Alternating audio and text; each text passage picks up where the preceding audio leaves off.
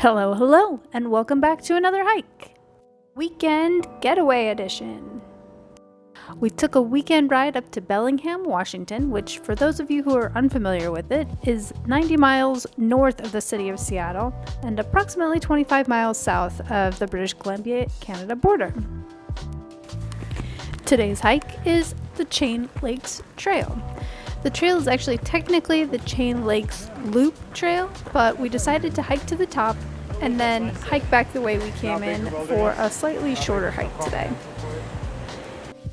This hike is located at the base of Mount Baker, which is Washington's third highest mountain, behind Mount Rainier and Mount Adams.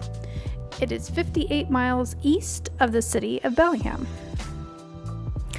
And you best believe there was some motorcycling out to this hike this time.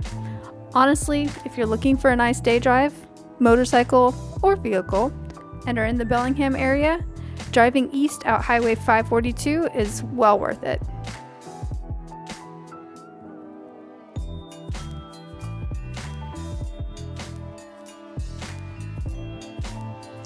Okay, enough motorcycles. Let's get to the trail specs. This trail is 6.5 miles round trip if completing the loop, with an elevation gain of 1,820 feet, the highest point being 5,400 feet. Today, we hiked close to 2 miles for a 4-mile round trip with an elevation gain of around 1,400 feet, still reaching the highest point on the trail. Plenty of parking is available near this trailhead, and the parking area also has access to the shorter, more family-friendly Fire and Ice Trail, as well as the Heather Meadows Visitor Center. You will need your Northwest Forest Pass to park at this location. Restrooms are located at this parking area, one here and one here. Cell service was available at points on the trail and actually had a couple of bars at the summit. So this week we'll start off with the pros. You ever wish you could avoid the thick forest and just get to the sweet view at the top of the hike faster? Well, then this hike is for you. There are beautiful views everywhere you turn. This does not deter from the view at the top either. The view of Iceberg Lake with Mount Baker as the backdrop, absolutely stunning.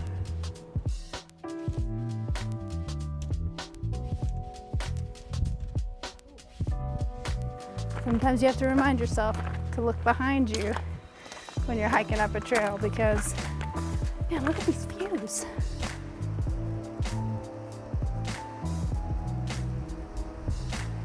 If you guys happen to watch the last hike video, you know how much I enjoy hiking near water. And this hike had all the variations. Lakes, creek crossings, waterfalls. And there it is, folks, the waterfall. Even some frozen water? Okay, it was snow. There was some snow. Due to the abundance of easily accessible water, I actually took this opportunity to collect some water from both Bagley Lake and Bagley Creek with my Katadyn Be-Free water filter. If you happen to be looking for a water filter for your outdoor adventures, I would highly recommend this one. It's really easy to pack down, very light, and extremely easy to use. Just collect the water and drink it. Not sponsored or anything, just really like this product. Ease of access and parking for this trail are a couple of other points in the pro bucket. Just take Highway 542 out until it dumps you right in the parking lot. There's plenty of parking, and as I had mentioned in the intro, there are multiple restrooms in the parking area as well.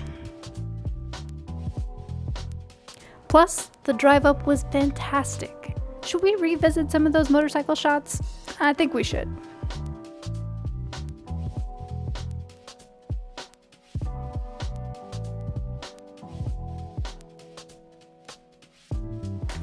Alright, and now for the cons.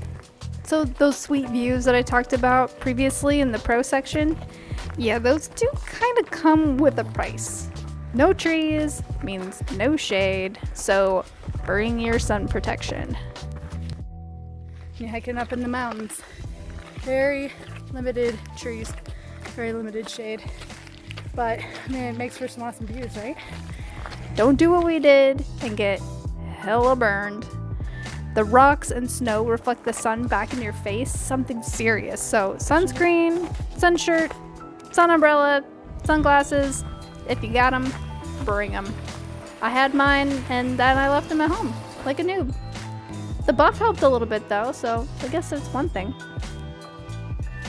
Sometimes a change in hiking pace is nice, like not starting a steep climb right off the bat. So hiking down into the basin where Bagley Lake sits was cool, but forgetting that we had to hike back up the stairs to the parking lot on the way back was a bit of a bummer. After cooking in the sun, climbing stairs was the last thing I wanted to do. Speaking of parking lots, due to this very easy accessible parking lot and trailhead area, this place was packed. Many people in the parking lot. There are many people on the trails. If you're looking for a hike with some solitude, this is not the spot. Find yourselves a little bit of a traffic jam here. It also doesn't help that access to this area is limited during the year due to snow. So late summer, early fall months, I imagine you're going to see a lot more traffic while people are trying to come up and enjoy this area in that small window of time. Even now, in late July, we still encountered some patches of snow on the side that we hiked, and heard reports from other hikers that completed the loop that snow was more prevalent near the lakes as well as near Artist Point.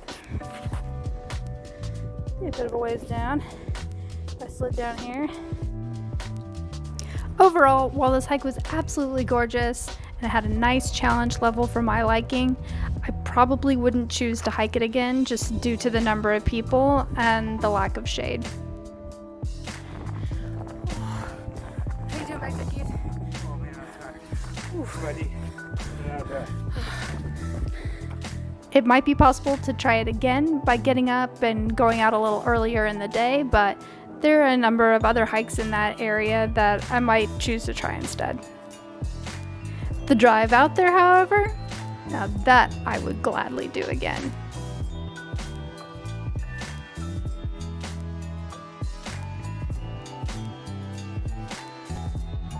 Well, thanks for joining us today on our hike on the Chain Lakes Trail at Mount Baker. Hope you guys can join us next time and hike on. See you guys later. What was this place again? Chain Lakes Trail.